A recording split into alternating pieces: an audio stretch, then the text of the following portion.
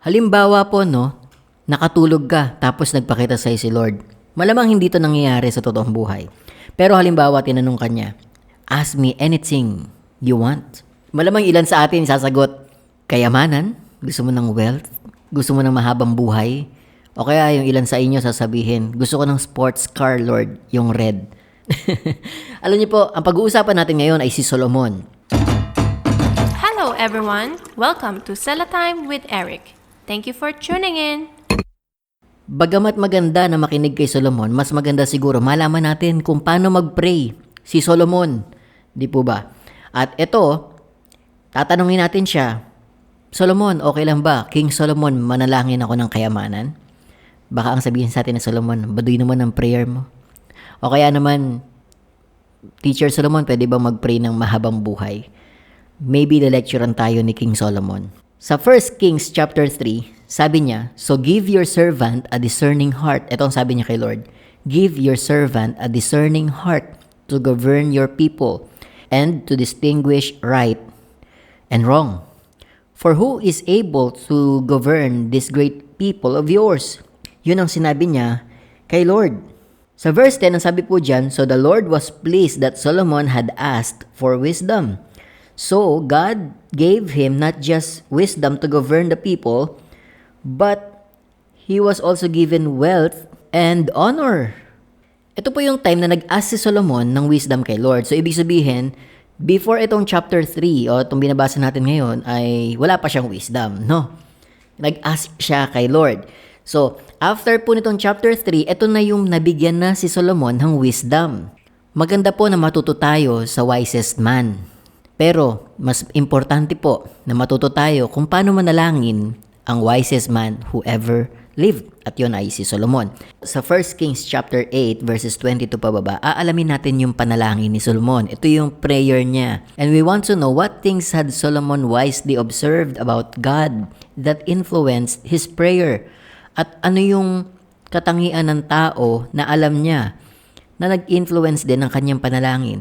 So, suppose if Solomon was our mentor, let's say, or our teacher, tapos nandoon tayo right there habang nananalangin siya, ano yung matututunan natin patungkol kay Solomon? The way he talked. Dito sa verse 22, then Solomon stood before the altar of the Lord in front of the entire community of Israel. He lifted his hands toward heaven and he prayed, O Lord God of Israel, there is no God like you in all of heaven, above or on the earth below.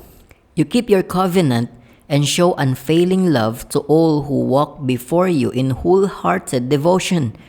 You have kept your promise to your servant David, my father. You made that promise with your own mouth, and with your own hands you have fulfilled it today. So King Solomon was acknowledging the covenant done by the Lord, and he was acknowledging who God is in his prayer, saying that there is no other God like you. In verse 25, and now, O Lord God of Israel, carry out the additional promise you have made to your servant David, my father. So he kept mentioning David, my father. It's clear to him that his father, David, is a receiver of a promise. Sabi niya, for you said to him, if your descendants guard their behavior and faithfully follow as you have done, one of them will always sit on the throne of Israel. And that's the time. At ito rin yung time na i-dedicate ni Solomon yung temple kay Lord.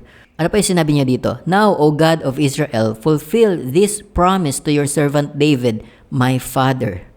27. But will God really live on earth? Why? Even the highest heavens cannot contain you.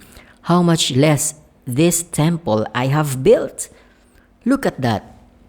Let's pause right there. Alam niyo po, Solomon acknowledged that this temple that he built on earth cannot contain God. For more episodes, please follow this podcast, Sela Time with Eric. And it seems that he's saying the highest heaven is not the expanding universe that we know. Hindi yan yung langit na nakikita natin sa taas, but it is beyond that. And by the way, paano nga ba nalaman ng tao that this universe is expanding? Yung nasa taas, yung mga celestial bodies. Alam niyo po, sabi ng mga nag-aaral, yung mga eksperto, parang katulad ng sound wave, di ba? Alam natin kung malayo yung tunog o malapit, o pag dumaan sa atin yung tunog, nalalaman din natin because of the sound wave.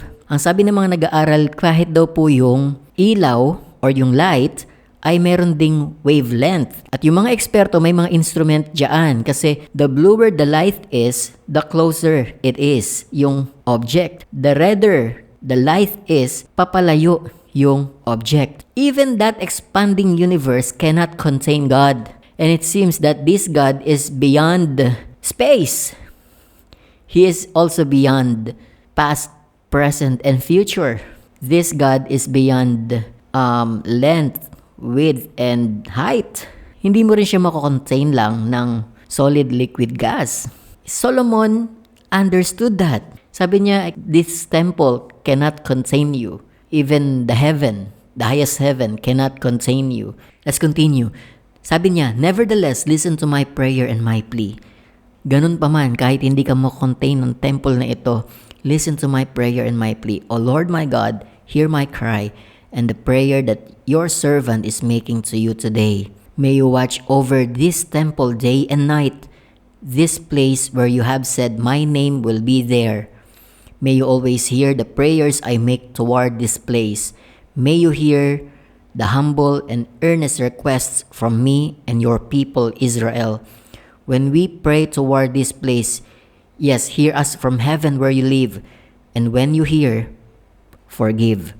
Ang susunod pa po nating matututunan diyan sa kanyang prayer sa mga susunod pang verses. If you have your Bible with you, you can open it. And it says there the word forgive, forgive, forgive. King Solomon acknowledged the need of the people, their need for the Savior. And King Solomon acknowledged that these people were always the damsel in distress ng story na kailangan laging iligtas. Ilan po sa mga bagay na makikita natin kay Solomon ay kung papaano niyang kinikilala si Lord. Kung papaano niyang inorganize or inisip yung kanyang ipapanalangin. Hindi lang mang siya nag bla bla bla. Pangit naman kung ang prayer natin kay Lord ay puno ng bla bla bla. Di po ba? And even the Apostle Paul wrote this in the New Testament, I will pray with my spirit, but I will also pray with my mind. So importante rin po na pag nananalangin tayo, iniisip din natin kung ano yung papanalangin natin kay Lord. Pwede nating isulat yung ipapanalangin natin kay Lord.